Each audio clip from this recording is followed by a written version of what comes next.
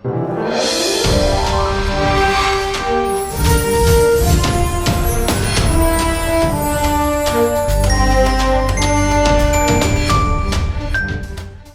Friends, welcome to TFC film news.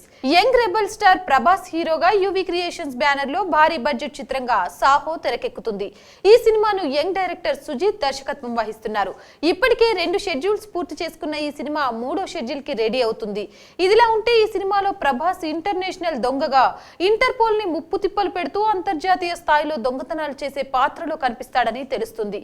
ఇక ఈ cinema high standard సాంకేతిక పరిజ్ఞానంతో హాలీవుడ్ రేంజ్ లో ఫేమస్ స్టంట్ మాస్టర్స్ తో యాక్షన్ సన్నివేశాలను చిత్రీకరిస్తున్నారు. అయితే గత కొంతకాలంగా సాహో సినిమా లీక్స్ పర్వం కొనసాగుతుంది. ప్రభాస్ లుక్ రివీల్ చేయకుండా సీక్రెట్ గా ఉంచాలని ప్రయత్నం చేస్తున్న చిత్ర యూనిట్ కి ఊహించని విధంగా సినిమాకి పనిచేస్తున్న టెక్నీషియన్స్ నుంచే షాక్ తగిలింది.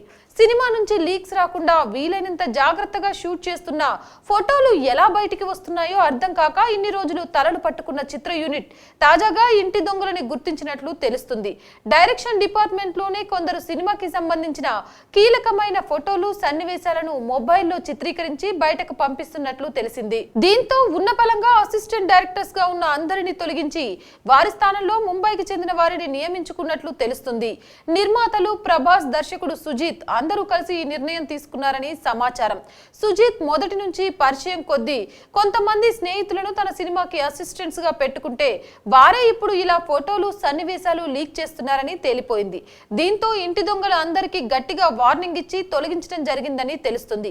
ఇకపై సినిమా నుంచి ఎలాంటి లీక్స్ బయటకు రాకుండా వీలైనంత జాగ్రత్త పడటం ద్వారా సినిమాకి ఉన్న బజ్ ని అలాగే కంటిన్యూ చేయొచ్చని అభిప్రాయంతో అందరూ ఉన్నట్లు తెలుస్తుంది.